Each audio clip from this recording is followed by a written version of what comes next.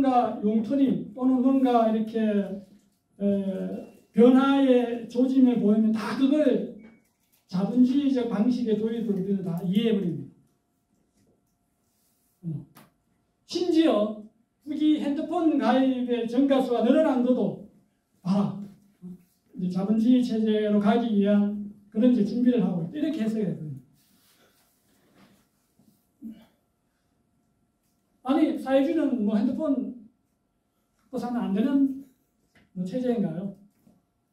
아니, 이런 점을 보면 자본주의를 극복한 자본주의보다 더 잘 사는 나라가 사회주의 체제 아닙니까? 그러면 더 물질적으로 문명한 국가를 이뤄서 물질적 부를 혜택을 받는 국가가 사회주의인데 지금의 그 물질보다 더 잘 사는 국가로 가는 것이 맞는데 그걸 현대적인 문물을 조금 그걸 조금 과학적 발전을 통해서 이루어졌다. 그걸 자본주의로 회귀로 간다. 이렇게 해석하는 학자나 또 그걸 선진하는 권력기관이나 또 그걸 수행하는 우리 국민들이나 참 이제 얼마나 우리가 북에 대한 인식이 일천한가를 우리가 단적으로 보여주는 하나의 현상이죠. 그러니까 북은 뭐 김정은 지금의 이 김정은 국무위원장이 들어선 이 체제 하에서도 자본주의를 생각하고 있지 않다는 것은 뭐 여러 가지 이런 문제 속에서 볼 수 있죠. 그 다음에 뭐 당대회를 통한 확인인데요. 가장 가까이 이제 있었던 제 8차 당대회입니다. 5년마다 당대회가 열려서 그러면 2026년 내년 말이나 아니면 내후년 때 이제 제 9차 당대회가 열릴 겁니다. 그때 아마 이번에 그 김정은 국무위원장이 했던 그 여러 가지 발언들이 아마 반영돼서 그것이 실제 9차 당대회 때 어떻게 반영될지는 우리가 좀 더 시간을 갖고 지켜봐야 될 대목이기도 합니다. 어쨌든 제 8차 당대회 때는 사회주의 건설의 획기적 전진을 위한 투쟁 노선과 전략 전술적 방침들, 그러니까 일관되진 사회주의입니다. 그래서 제 표현이 더 사회주의로 가는 겁니다. 더 사회주의로 가는 것의 종착지가 뭐였죠? 공산주의가 되는 거예요.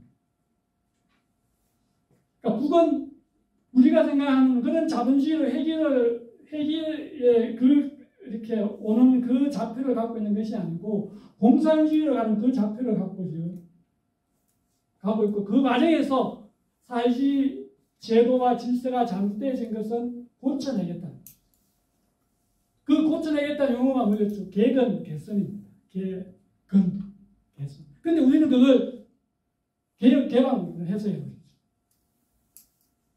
즉, 그 자신들의 좌표가 더 사회주의로 가서 공산주의로 이러는 것인데, 그러기 위해서는 현재 지금에 있는 사회주의 제도가 모순이 있고 잘못되어진 것은 그걸 고쳐서 더 사회주의적인 방식으로 공산주의를 가겠다는 그런 의미로의 개건, 개선, 이런, 그러면 정비 보강 전략, 이런 용어를 쓰면서 부조리한 현실에 있는 그 여러 가지 사회주의적 질서 제도를 고쳐나가려고 하는데 그러한 움직임조차도 우리는 개혁 개방으로 우리는 해석해가지고 자본주의로 볼 수밖에 없는 그렇게 우리는 이해하고 수행하고 있다. 어디에 그런 그게 모습이 보여요? 전혀 보이지 않죠. 그 다음에 큰 세 번째 주제입니다. 북사회에 대한 오는 이해입니다. 세 가지 특징을 중심으로 이야기하고자 합니다. 그 중에 첫 번째가 바로 아까 특수성으로 보는 사회주의 체제, 수령 중심의 사회주의 체제의 특징이 갖고 있는데 바로 여기의 핵심은 일심단결의 문제를 우리가 잘 이해합니다. 북은 바로 수령을 중심으로 수령당 대신에 일심단결해진 사회이기 때문에 그 고난 행군도 이겨냈고 그 80년대 말 90년대 초 소련과 동구권이 사회주의가 무너질 때도 어떤 의미에서 이겨낸 그 원동력이 바로 이 수령당 대중의 일심단결 체제가 있었기 때문에 저는 가능했다고 봅니다. 그것의 가장 최근에 나온 김정은 국민위원장의 헌사가 뭐였어? 우리 인민은 위대하다. 아마 보통의 자본주의 국가였다면 북이 그런 상황에 국가 같은 상황에 처해 있었다 그러면 뭐 반란, 봉기, 밀란, 뭐 아까 체제 붕괴 아마 수십 번이나 더 일어났을 겁니다. 미국 스스로 알다시피 미국 스스로 지새끼 한 마리 들어가지 못한 만큼 촘촘히 봉쇄해놓은 그 상황에서 붕괴는 이제 시간 문제라고 이야기했던 그 상황 속에서 불과 30년 계속 지금도 아직도 붕괴를 우리가 믿고 있는 이 시점에도 붕괴되지 않는 아마 국가 같은 그러한 상황에 처했던 민족이나 국가가 있었다면 저는 북 외에는 이 지구상의 어떤 국가나 민족도 저는 못 버텼을 거라 생각합니다. 아마 우리가 생각하는 상상은 초월하는 아픔이고 어려움이었겠죠. 하지만 그걸 30년 동안 견뎌내는 어떤 의미에서 그래서 저는 그 운동력이 바로 이 수령당 대중의 일심단결이었다.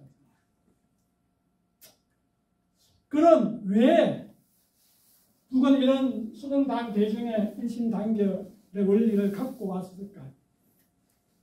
앞서 왜 미국은 대통령 중심제를 채택했을까요? 이 질문과 똑같이 해야 됩니다. 그러면서 미국은 남북 내전 과정을 통해서 통합에 이르실 필요했고 또 연방 국가에서 강력하게 하나의 국가로 통합하기 위해서는 대통령 중심제로 갈 수밖에 없는 그 자신들의 역사적 특수성 있어서 대통령 중심제를 했듯이 북은 사회주의라는 그 토대, 보편적 토대에 왜 수령제 중심의 그 옷을 입었을까? 똑같은 질문을 하고 우리가 똑같이 그 해답을 찾기 위해서 같이 노력해야 됩니다. 미국에 대해서는 대통령 중심제라는 것은 그거는 정상적인 자본주의고 민주주의 국가인데 북은 수령제 중심의 일심단결의 원리를 구축했다 해서 그건 사회주의가 아니냐. 그러니까 사회주의가 엔도적으로 정치적, 상부조와 경제적 토대에서 다 사회주의 체제에 부합하는 그런 국가인데도 이 수령제 중심의 이 일심단결의 원리를 구축했다 해서 이거는 북은 사회주의가 아니야. 그러면 똑같이 이 잣대가 맞다면 미국이 대통령 중심제를 취한 것도 미국 너희는 자본주의가 아니야. 이렇게 접근하는 게 맞겠죠. 근데 우리 그렇게 안 하잖아요. 그러면 북은 이렇게 사회주의 체제의 보편성 위에 특수한 옷, 즉 수령제 중심의 일심단결의 원리를 채택할 수밖에 없는 그 역사적 맥락과 여러 가지 자신들의 특수성, 경험과 그런 이런 것들을 우리가 찬찬히 뜯어보면 그래서 북은 수령당 대중의 일심단결의 원리를 가장 중요한 첫째 가는 징표로서 사회주의 체제를 유지하기 위한 첫째 가는 징표로서 저 원리를 갖고 왔겠구나. 이렇게 우리가 한번 생각해 볼 수 있는 지점이 발생하겠죠. 그것을 저는 한 4가지로 이렇게 찾고자 합니다. 자신들의 역사적 경험, 그리고 현실 사회주의의 경험과 교훈, 그리고 주체사상과 헌법과 당규야 제도화됐다는 것, 그리고 다른 국가들과의 비교 과정 속에서도 왜 북이 수령제 중심의 일심단결의 원리를 내어왔는지를 볼 건데요. 하나하나 보겠습니다. 바로 항일부장 투쟁의 경험과 교훈에 있습니다. 우리가 독립운동하는 과정에서 우리가 일제 식민지가 되면서 독립운동 과정에 우리가 말하는 공산계열과 독립군 계열 크게 두 부류가 있죠. 민족주의 계열과 공산주의 계열이 있습니다. 자, 이 과정에서 북은 어떤 총알을 하는가 하면 우리가 민족주의 계열도 안 먹고요. 처음에는 좀 총들고 싸웠습니다. 하지만 나중에 보면 신민부, 정의부 그다음에 뭐죠? 신민부, 정의부 참여군가 세게 불어나가지고 사실 뭐 좀 말하기 그렇지만 뭐 노락질까지 하게 되는 그런 상황까지 몰립니다. 이렇게 분파가 나눠져가지고 일제와 사회 생각 안 하고 자신들의 어떤 생존에 급급한 그런 어떤 오게 되죠. 공산주의 계열도 매 마찬가지입니다. 나와 있듯이 어떤가요? 세 사람이 모이면 한 개의 파벌이 만들어지고 세 개의 파가 모이면 한 개의 정당이 만들어지는 만큼 오로지 헤게모니 보통만 일어나. 그래서 뭐 화요파, 소련파, 국내파. 그러니까 이 선진적인 사상 이념을 갖고 와가지고 그래서 실제 총 들고 독립운동하는 생각이 안 하고 오로지 자신들의 헤게모니 싸움에 이렇게 추정하는 겁니다. 그러면서 이 논리를 따르면 9명이 모인 한 개의 정당이 만들어지는 만큼 난리 나겠다. 이런 걸 보면서 김일성 중심의 이 한일 무장투쟁 세력들은 저 민족주의 계획처럼 가서도 안 되고 그리고 공산주의 세력처럼 가서도 안 됩니다. 그래가지고는 우리가 독립이 될 수가 없다. 바로 한 사람을 중심으로 단결해서 싸우지 않으면 그것도 무장투쟁에 가서 단결해서 싸우지 않으면 이 독립은 불가능합니다. 그래서 그 단결의 중심에 김일성 장군을 세운 거죠. 그래서 총 들고 싸워서 실제 독립을 쟁취했다고 보고 그래서 38선 이북적의 사회주의 정권을 만들었다고 자신들은 그렇게 역사화했고 그것을 유일한 혁명 전통으로 이렇게 자리매김을 시켰습니다. 자, 이 역사적 경험에 기초해서 새로운 사회가 들었었다 하더라도 이 전통을 계속 유지시켜 나가야 됩니다. 아까 미국이 그 내정과 그 연방을 통합에 위해서 강력한 리더십이 필요한 그 요구에 따라서 대통령 신변을 택했듯이 북도 이런 한일무장 투쟁의 경험과 경속에서 지도자를 중심으로 단결하지 않으면 독립도 불가능하고 설령 독립했다 하더라도 이후에 이거는 이제 사회주의가 들어서 난 이후에 56년과 67년도에 반쪽파 투쟁과 가산파 투쟁 분파가 형성되어지는 걸 보면서 건국 이후적으로 여전히 지도자를 중심으로 단결해야만 되는 그 자신들의 요구 이런 것들을 반영해서 수령 중심의 열심 단결의 원리를 계속 유지할 수밖에 없는 그런 역사적 경험을 북은 갖고 있다는 거예요. 두 번째, 현실 사회주의의 그 권력 교체를 이렇게 분석하는 그 과정 속에서 보니까 우리가 알다시피 레닌 사회의 스탈린 사회의 후르시초프 이런 넘어오는 이 과정 속에서 권력투쟁의 모습을 보게 되는 거죠. 두 번째, 중국도 마찬가지입니다. 중국도 어떤 모습을 보죠? 마주등위의 인표와 하구평의 그런 권력 암투를 보면서 이게 선대수능과 후대수능 사이에 이게 승계수능, 그러니까 권력투쟁적 관점이 아니고 선대수능의 노선과 정책을 그대로 이어받는 이 관점으로 후계 승계가 되지 않으면은 이런 스탈린과 후르시초프의 그런 암투라든지 중국의 이런 마주등위의 인표 하구평의 이런 암투라든지 이런 걸 보면서 이게 권리 안정적으로 승계될 수 있지 않겠구나 이런 이제 타국의 경험을 보면서 총하는 겁니다. 그래서 북은 철저하게 수령의 사상과 정책과 모습을 그대로 후계자에 이어지는 그걸과 승계수능이나 권력 암투 없이 이런 것들 그래서 이렇게 해야만이 정권의 안정성을 가지고 계속 우리가 혁명 위협을 계속 유지해 갈 수 있겠구나 이런 이제 총알을 해냈다. 그다음 그래서 북 자체의 역사적 경험 플러스 타국의 역사적 경험 플러스 이걸 어떻게 했다? 제도하고 철학과 사상까지 정리하는 거예요. 그래서 주체 철학에서 수령의 지위와 역할을 절대적인 지위와 결정적인 역할 이렇게 위치를 지으면서 정치 인양화했고 이것을 제도화해서 어떻게 됩니까?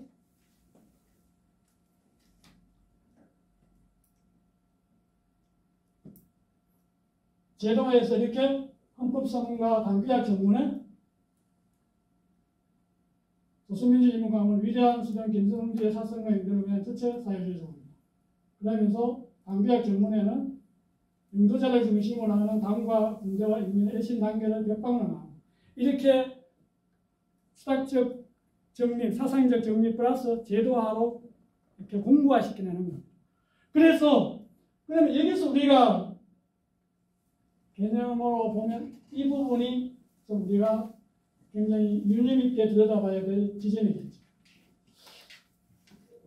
철학적 정립과 사상으로 정립 그리고 제도화되어 있다는 것은 분명히 우상화의 차이가 있어요. 그런데 우리는 북의 수령제 사회주의 체제를 우상화 개념으로 보고 있습니다. 세 가지 정도에서 우리가 차이를 볼 수 있죠. 우상화와 수령의 차이. 바로 개념 설정 분야가 합니다. 수령은 정치 철학적 개념이고 우상은 사회비 종교적 개념. 철학적 개념과 사회비는 어떻게 같은 동기에 의해 비교 분석이 될 수 있죠. 범주로 볼까요? 수령은 수령당 인민대중의 관계의 문제라면 우상은 개인의 인식적 문제입니다. 관계와 개인. 그다음에 관계의 제도와 정도도 다릅니다. 북의 수령 중심의 사회주의는 국가의 지도입니다. 국가의 운영 원리 제도로 확고히 보장되지만 우상하는 그런 질서와 제도가 존재하지 않습니다. 그런데도 우리는 북의 수령제 사회주의 체제를 그냥 우상화로 이렇게 인식해버립니다. 그런 역사적 맥락도 보지 않고 철학적 정립도 보지 않고 제도화도 보지 않으면서 그냥 북의 수령 체제는 독재 체제야 이렇게 보는 거죠. 시간 관계에서 넘어가겠습니다. 이것도 좀 재밌는 비교 분석인데요. 우리는 수령의 개념을 국가 최고 수반하고는 좀, 그러니까 민주주의 국가에서 채택하고 있는 또는 자본주의에서 채택하고 있는 뭐 대통령이나 총리와는 좀 다릅니다. 그러니까 지도자 개념이 조금 다르죠. 자, 총리나 대통령은 이 통치자의 개념입니다. 근데 수령은 이 통치자 개념에 영도자라는 개념이 플러스되어 있는데요. 이 영도자 개념은 뭔가 하면 바로 당수반. 그러니까 모든 사회주의 체제는 당의 수반이면서 국가 행정의 최고 수반을 겸직해야 됩니다. 중국도 그렇고 쿠바도 그렇고 다 그렇죠.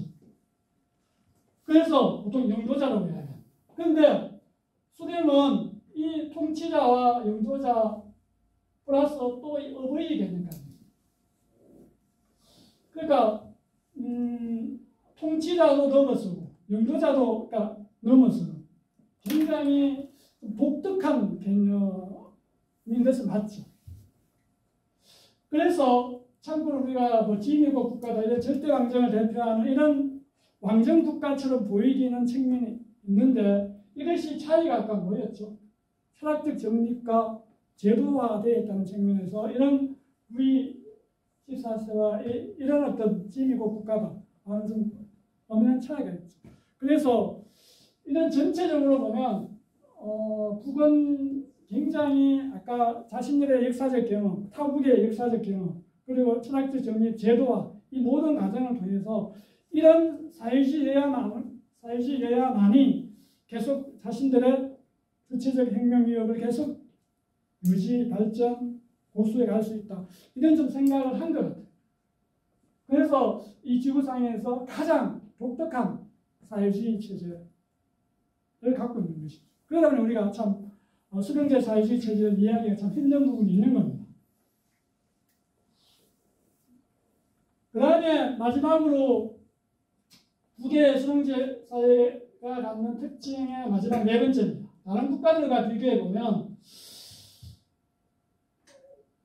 북의 수령과 유사한 몇 명의 인물이 있죠. 즉 김일성, 주석과 같은 그런 몇 명의 인물이 있습니다. 굳이 찾아내자면 호치민이나 그 다음에 이제 케말 파샤, 터키입니다. 지금의 터키예죠. 이런 분들이 김일성, 주석과 같은 그런 좀 반면에 있는 그런 인물들입니다. 그런데 베트남에 이런 호치민도 어떻게 됩니까? 뭐 나이바로 두불과 이제 페타를 만든 샌들 그리고 그래서 뭐 굉장히 존경받는 살아있는 뭐 죽었지만 살아있는 전설 같은 인물이죠. 그 다음에 터키의 케말 파샤도 굉장히 죽었지만 살아있는 전설과 가깝습니다. 한번 볼까요? 1938년 1월 11일 10일 날 서거했는데 그 9시 5분 그 서거한 시간대에 1분 동안 모든 차량은 기동을 멈추고 경제업입니다. 그리고 모든 관공서라든지 심지어 집 뭐 이런 공공기관에 이 케말 파샤의 명정이 이렇게 부착되어 있습니다. 마치 북의 지금의 김일성 주석과 김정일 국가위원장이 이렇게 영장 모습이 비슷한 모습이죠. 왜? 터키의 공항을 창건하고 식민지에서 해방시키기 때문에 그렇게 존경을 받는 겁니다. 자, 북덕에서 김일성 주석에 대해서는 항일 독일 투쟁을 통해서 일제 식민지에서 해방시켜준 인물이기 때문에 존경받을 수 있습니다. 하지만 이 북의 김일성 주석으로 표현되어지는 수령과 베트남의 호치민과 터키의 케말 파샤에는 결정적 차이가 있습니다.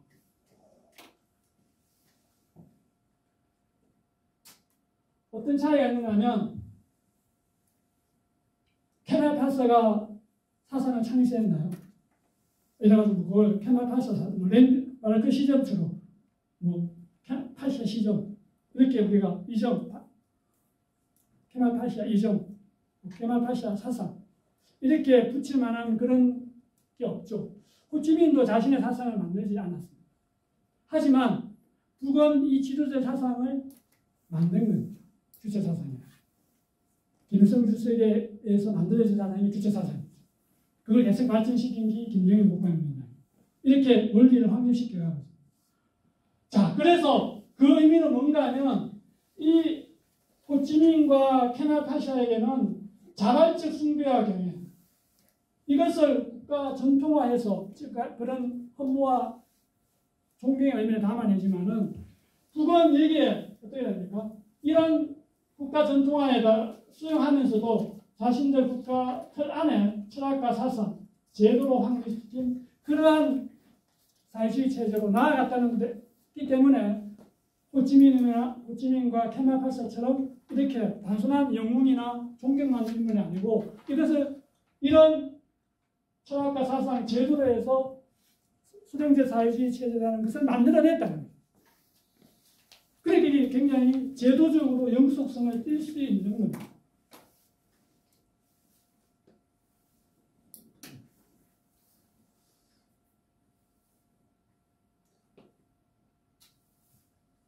두 번째, 북의 사회주의의 특징 두 번째.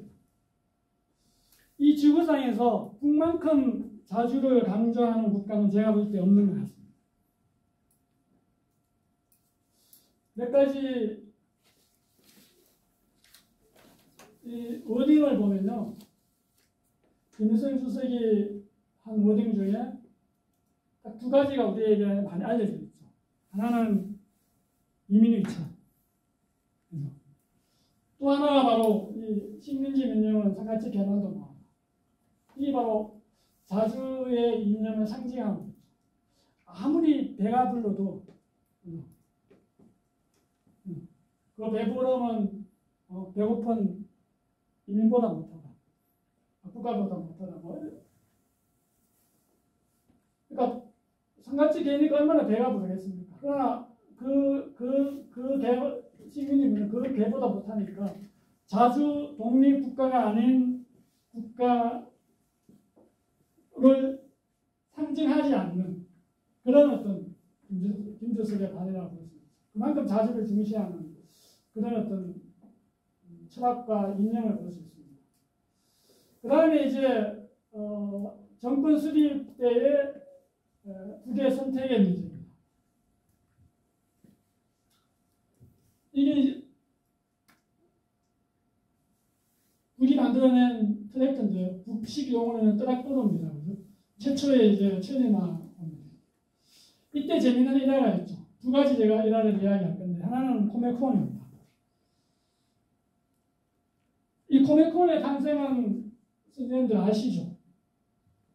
미국이 유럽 부흥 정책인 마살 플랜을 통해 가지고 나토를 부흥시키려고 합니다.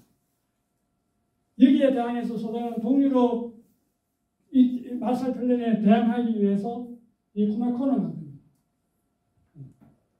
그러면서 모든 국가를 여기에다 코메콘에다 가입시킵니다. 나토가 아까 마살 플랜에 다 가입되듯이 나토 소속 국가들이. 그런데 북은 여기에 가입하지 않습니다. 그러니까 소련이 이렇게 하죠. 소련이 그렇게 어떻게 합니까? 기술도 그러니까 가입하면은 기술 지원도 해줘, 돈도 줘, 여러 가지 이제 할 건데 그러면 그래서 이걸 가입하자니까 다 끌어버려. 기술 지원도 끌어버리고 경제적 원조도 하지 않고.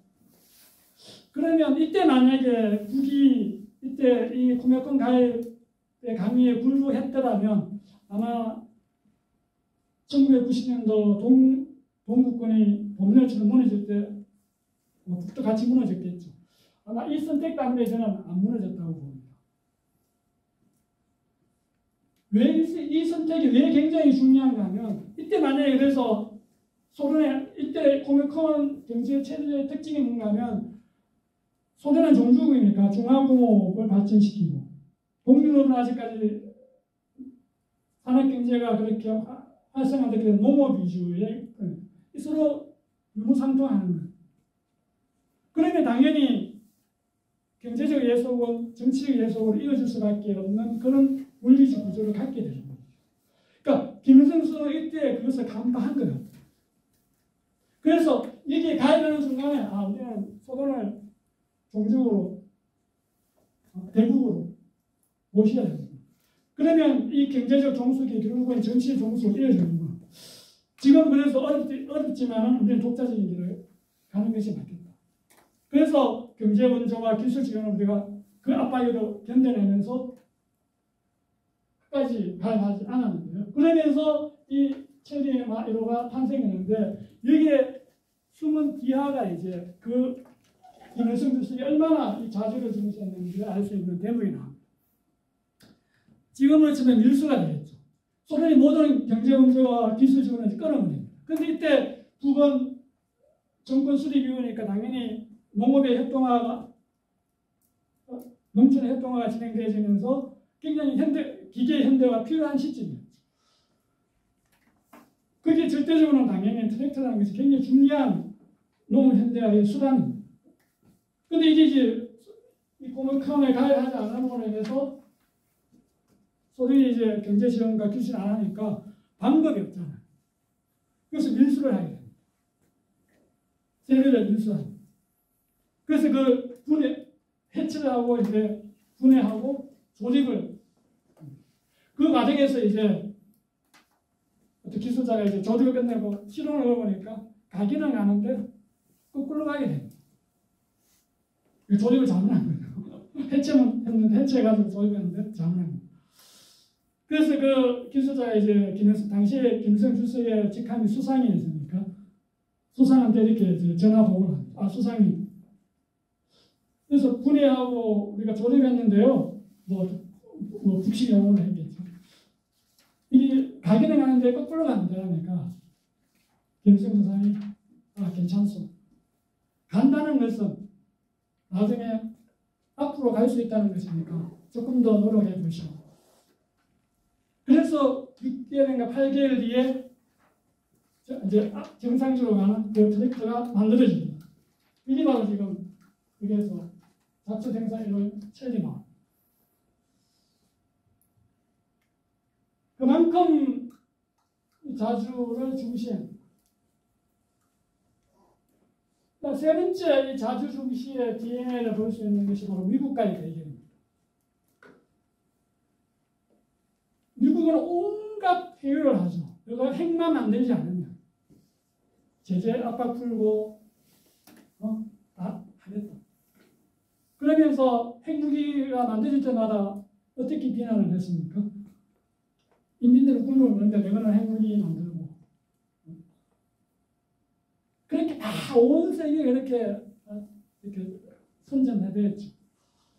그런데도 끝내 굴복하지 않고 자체적으로 핵기술을 갖게 되고 핵무기를 만들게 됩니다. 아마 다른 민족이었다면, 다른 국가였다면 아마 그런 압박과 제재에 앞서 제가 전제했듯이 버텨내기가 힘들었을 겁니다. 그래서 똑같죠. 소련 때 그 당시에 소련의 이 압박과 이 미국의 압박을 못 견뎠으면 이렇게 갔겠죠. 즉, 자주라는 것은 우리가 이 배고픔, 먹는 문제보다 더 중시한다는 것을 바로 이런 것들에서 우리가 볼 수 있는 거예요. 그러니까 이런 국제적인 비난과 멸시, 그런 제재와 압박, 또 핵공을 통해서 미국과 세계 대결을 할 수 있는 그런 강인한 어떤 자주의 정신이 나올 수 있다. 그래서 저는 이걸 이런 식으로 나는 표현합니다. 신라가 약간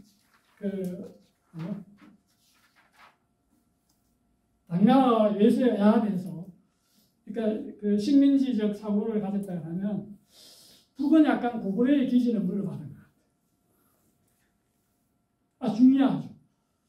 지금의 대한민국은 신라의 기질을 좀 물려받은 것 같고 지금의 북은 약간 고구려의 기질을 물려받은 것 같아요.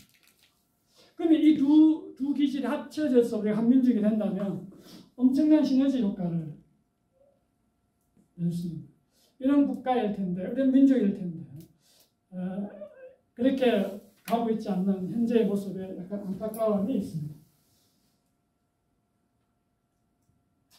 그러면 여기서 저는 의문이 있을 수 있죠. 북은 그러면 이렇게 자주 중시를 해서 하면은 스스로 인민생활 향상, 사회주의 강국 건설 그 길로 갈 수 있을까? 제자국가조선 267에서 268쪽에 있는 내용입니다. 갖고 왔습니다. 저는 가능하다고 봅니다. 북을 찬양하고자 하는 것이 아니고 한번 볼까요? 대한민국은 당시에 해방되고 난 당시에 70년도까지 우리가 어떤 기술도, 어떤 자원도, 어떤 자본도 없이 미국의 지원, 유무상의 운조와 일본과의 군력적인 협정, 그러한 지원에 힘입어서 우리는 30년간의 압축 성장을 통해서 지금의 OECD 가입국이라는 것은 별칭을 갖고 있습니다. 축구는 굉장히 제약되어 있죠. 그러면 북이라는 국가에 잠깐 들어볼까요? 세계 5위 내지 8위에 그러한 수교도 있죠. 그리고 국방과학기술은 5위입니다. 즉 이 지구상에서 자력으로 핵무기를 만들 수 있는 국가는 5손가락 안에 들어갑니다. 그리고 10대 강물 자원이 이토라든지 여러 가지 10대 강물 자원이 있죠. 이거는 내적인 요인입니다. 그런데 국제적 환경은 지금 어떻게 됩니까? 물론 미국의 제재와 압박이 아직까지 작동하고 있지만 이제 그 균열이 발생하고 있죠. 브릭스라든지 상하이 협력기구라든지 이런 기구들이 이제 미국이 제재와 압박을 하더라도 이 국가 우호적인 러시아 경쟁연합, 상하이 협력기구, 브릭스 이런 이런 어떤 다자기구는 굉장히 북에서는 국제적 환경이 굉장히 유리한 환경이에요. 이 국제적 유리한 환경, 그리고 자국의 내적인 이 자원들, 거기다가 이런 어떤 자주 중시의 DNA, 그리고 이 중에서 가장 잘 훈련되어 있는 수령당 대중이 혼연일체가 된 일심단결의 원리, 이런 모든 것을 합치면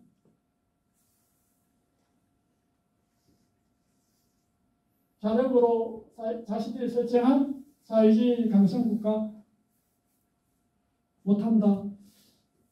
한 번쯤 고민해봐도 충분히 의미 있는 답을 얻을 거라고 저는 봅니다. 그래서 그런데 이런 아까 신라의 기질과 고구려의 기질을 이야기했지만 두 가지가 합쳐진다면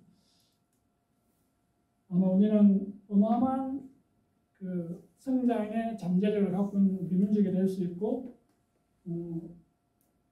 번영할 수 있는 그런 민족 국가가 될 수 있겠죠. 그런 날이 빨리 오기를 바랍니다. 그 다음에 이제 북의 사회주의 체제의 특징 세 번째, 인민대중 중심의 사회주의. 아까 수령제 사회주의 체제면서 아까 수령당 대중의 일심단결의 원리이고 자주 중시가 되어지고, 세 번째 이제 인민대중 중심.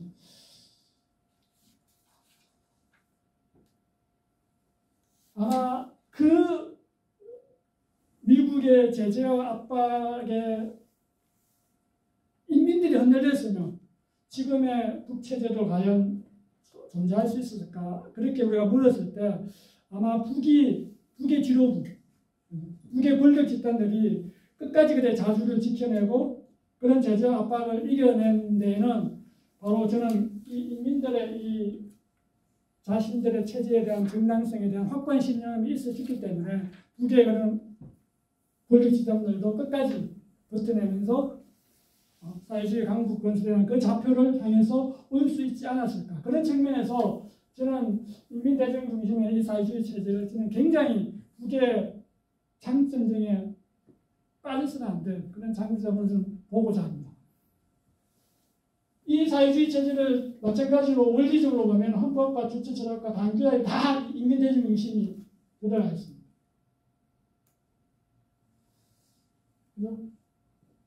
전체 조선인민의 이익을 대표한다. 인민대중의 자주성을 실현한다. 인민대중의 사회주의 제도를 공고히 갖추시킨다. 이런 것들이 바로 인민대중 중심의 사회주의 체제라는 것을 보여주는 징표들이겠죠.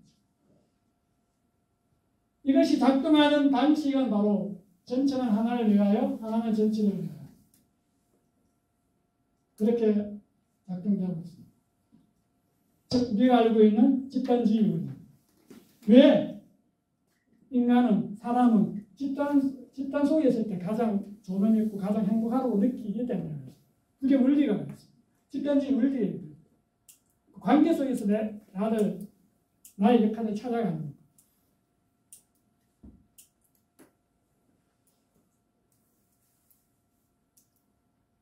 그리고 이념과 제도적으로 본다 그러면 이념은 어떻게 됩니까? 인민대중 제도주의 정치를 사회주의의 기본적인 정치 방식으로 확정해 놓고 있죠.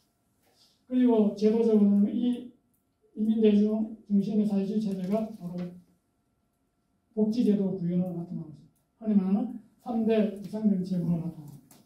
이렇듯이 제도와 이념 그리고 이런 것들이 다 인민대중 중심으로 굴러간다는 이 이제 그것을 확정적으로 보여주는 저는 징표들이라고 보여집니다.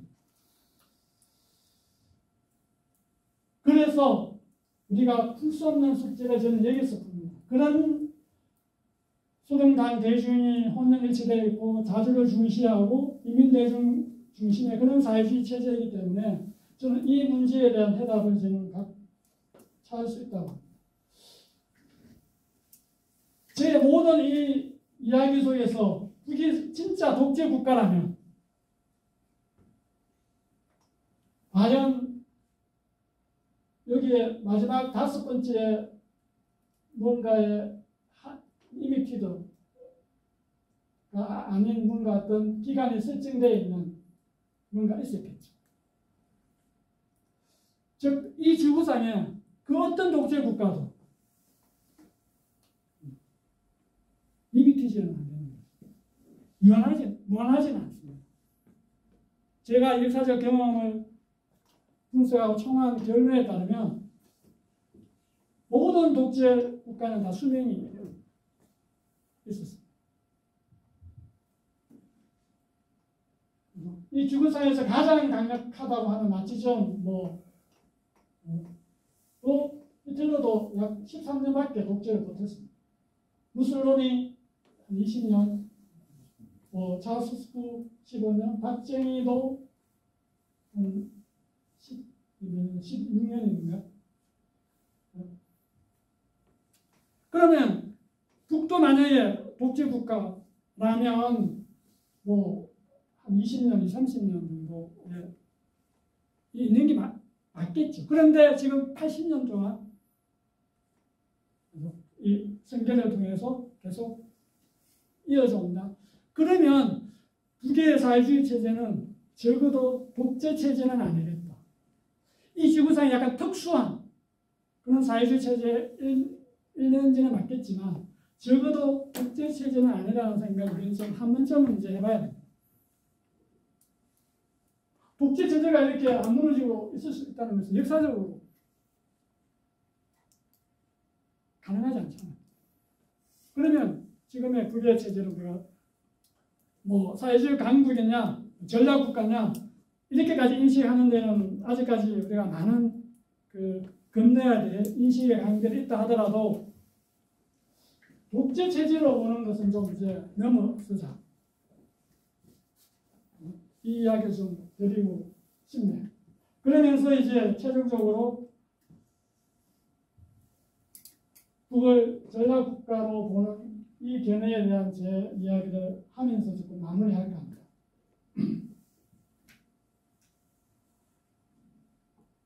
북은 전략국가라고 제가 모두에서 말씀드렸는데요. 왜 전략국가인가 하면 국제관계학에서 말하고 있는 일반적인 의미에서 전략국가에 대한 함의는 세계 체제적인 관점에서 국제 질서를 실질적으로 변경시킬 힘을 가지느냐 못 가지느냐. 국제 질서를 뭔가 변할 수 있는 힘을, 파워를 가지는 거예요. 근데 그걸 현실적으로 되다 보니까 유엔 상임 이사국이 이 전략국가가 되는 거죠. 5개. 미국, 러시아, 중국, 또 5개국으로 있죠. 미국, 러시아, 중국, 영국, 프랑스. 근데 이 5개국이 다 실제 전략국가입니다. 근데 유엔 상임이사국. 근데 이 유엔 상임이사국의 특징을 내다 보니까 다 핵을 가진 거예요.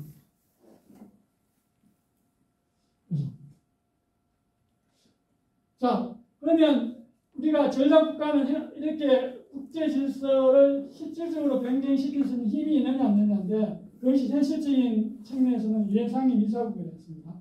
근데 유엔 상임이사국들을 다르다 보니까 특징적으로 이제 그러면 적어도 유엔 상임이사국 같은 그런 정도의 힘이 있으면 전략국가 될 수 있다는 그런 기준점을 마련되어지는 것이죠. 그러면 북도 그러면 과연 이 기준에 맞으면 전략국가일 수가 있는 거겠죠. 이제 논리적 추론을 한번 해보고자 합니다. 핵무기를 보유해야 된다. 핵무기 보유를 통해서 게임 체인지 국가 될 수 있어야 한다. 그리고 게임 체인지를 통해서 새로운 국제 질서를 창출할 수 있어야 한다.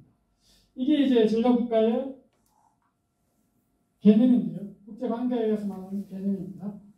그러면 북도가 그런 요건에 해당되는가는 거죠. 북은 핵과의 신행을 가졌다. 해당되죠.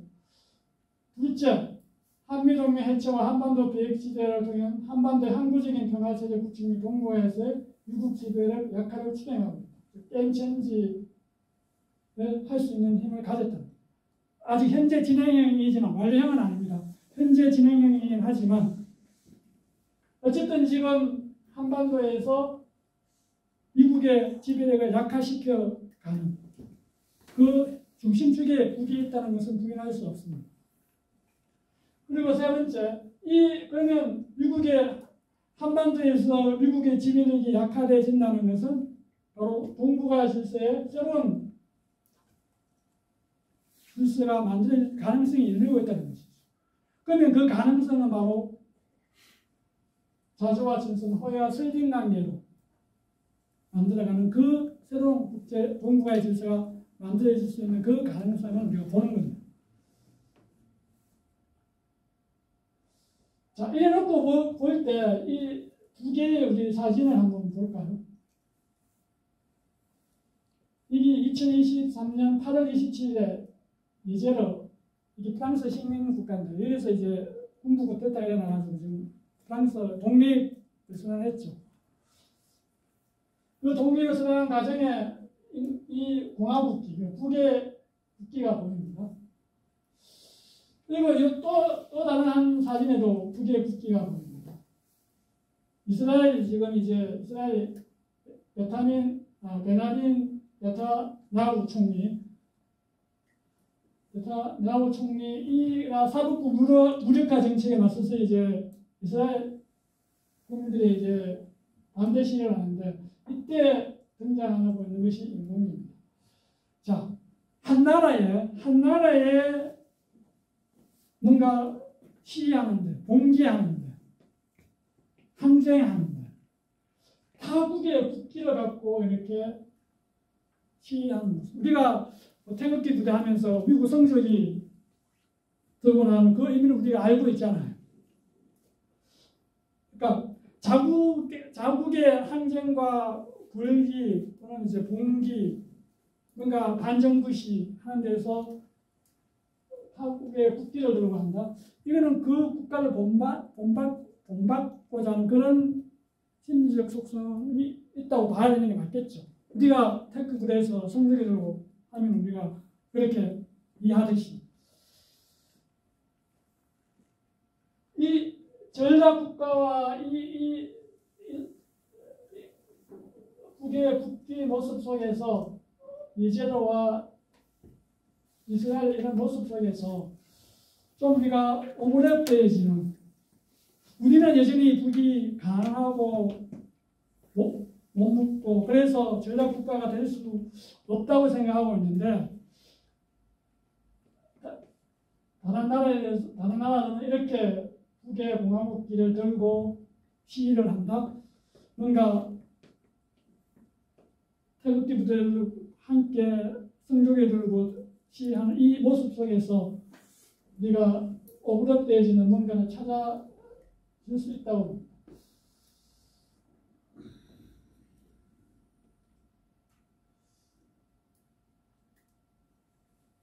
그런데 우리가 이런 문제입니다. 우리의 전략 국가 위상을 우리가 그런데도 우리가 계속 거부하고자 하는 그 심리적 저항에는 아까 몇 가지 있죠. 깡패국가, 모사하고 가난하고 이런 국가가 어떻게 전략국가가 될 수 있을까? 거기에 대한 반문으로 보면 일본은 왜 전략국가가 될 수 없을까? 저는 묻습니다. 일본은 뭐 경제력으로 한때 이익 가져올랐던 국가니까. 그러니까 잘 산다 못 산다의 개념으로 전략국가의 개념을 치자면 일본도 충분히 전략국가가 돼요. 그런데 우리는 일본을 전략국가 생각해본 적 한 번도 없습니다. 왜? 게임 체인지 국가가 아니기 때문에. 핵무기를 못 가지기 때문에. 또 하나 볼까요? 저는 북의 전략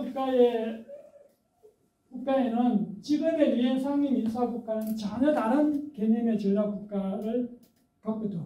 즉 새로 서는 국제관계.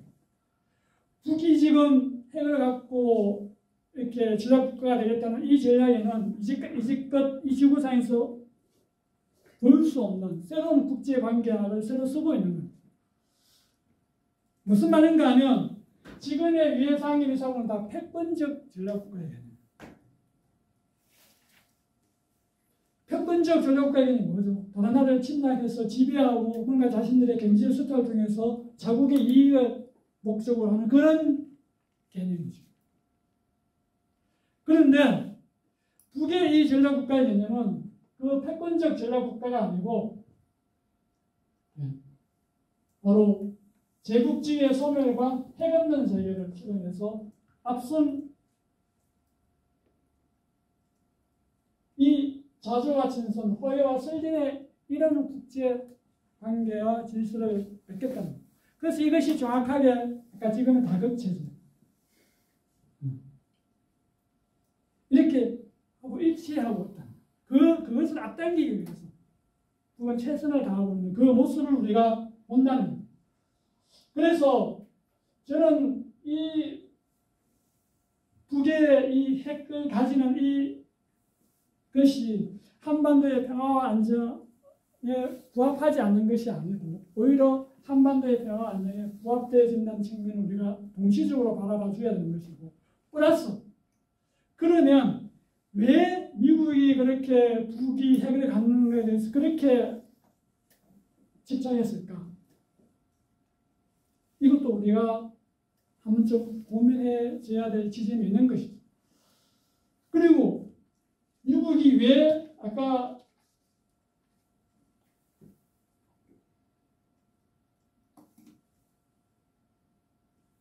미국과의 세계 대결이 펼치고 있고 북이 승리해 가고 있다는 것을 제가 이야기했는데 그 승리해 가고 있다는 그 합리적 추론은 도대체 어디에 나왔는가? 이걸 제가 이 두 가지 이야기를 하면서 제가 오늘 강연을 마칠겁니다. 첫 번째, 미국은 북이 사회주의 체제가 들어선 이래로 한 번도 북사회주의 체제를 인정한 적이 없습니다. 플러스 지금까지도 북체제를 붕괴시키려고 하고 있고 그 체제를 인정하지 않고 붕괴시키려고 하고 있고 그 체제를 멸망시키려고 하고 있습니다. 그게 지금 한 80년인가? 근 80년 아니에요. 그런데 성공했나요? 자, 그러면 해방 전후 시기, 핵을 못 가진 시기, 그리고 고난의 행군 시기, 이때도 북체제를 붕괴시키지 못했는데 이제는 이 본토까지 공격할 수 있는 전략적 핵을 가지는 이 국가를 굴복시킬 수 있다, 붕괴시킬 수 있다. 더 불가능하다는 것이 보다 더 합리적 추론이죠. 그러면 이것은 미국과 북의 대결에서 북이 승리하고 있는 그런 결과를 우리가 충분히 합리적으로 유추할 수 있는 지점이 있다고 봅니다. 두 번째,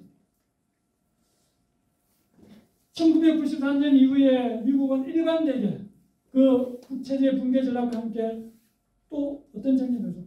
북이 핵을 못 가지게 하는 정책을 펼쳤습니다. 그래서 앞서 이야기했듯이 이 지구상에서 유례없는 가장 강력한 제재와 압박을 북에 했죠. 대북제재법 유엔에서 수십 가지의 유엔 상임이사국을 통해가지고 발동시켜가지고 제재법을 만들어서 했습니다. 그리고 미국 스스로 새끼 한 마리 북에 못 들어갈 만큼 촘촘하게 봉쇄의 거문망을 쳐놨다고 했습니다. 쳐모았다고 했습니다. 그렇게 해서 핵을 못 가지게 했는데 북이 핵을 가졌습니다. 그것도 자력으로, 그것도 미 본토까지 도달할 수 있는 그런 ICBM을 만들었습니다. 그런데 여기서도 미국의 대북 봉쇄 정책에 성공했나요? 실패했나요? 실패했죠.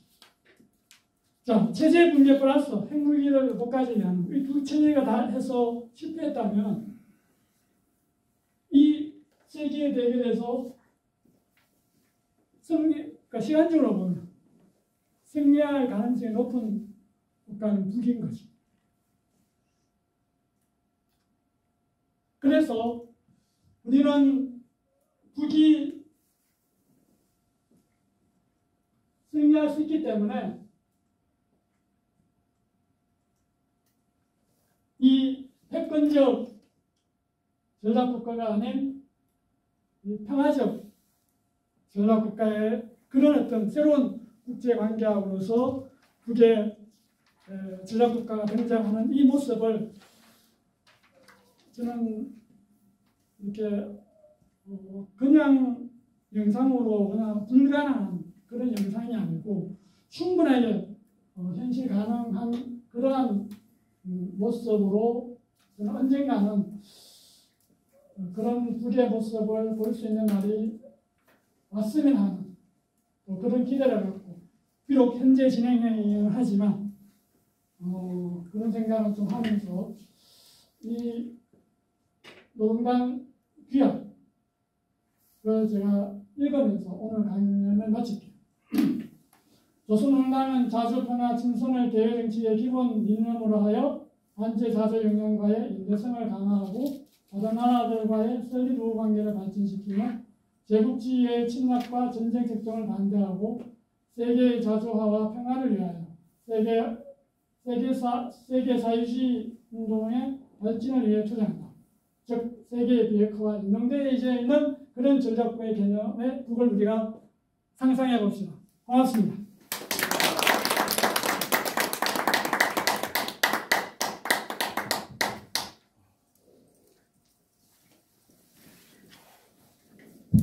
네, 교수님 강의 통해서 좀 더 북에 대해서 북의 정치와 사상 이런 좀 더 자세하게 배울 수 있는 시간이었던 것 같습니다. 그러면 한 5분 정도 쉬고 질의응답 시간 좀 갖도록 하겠습니다. 예.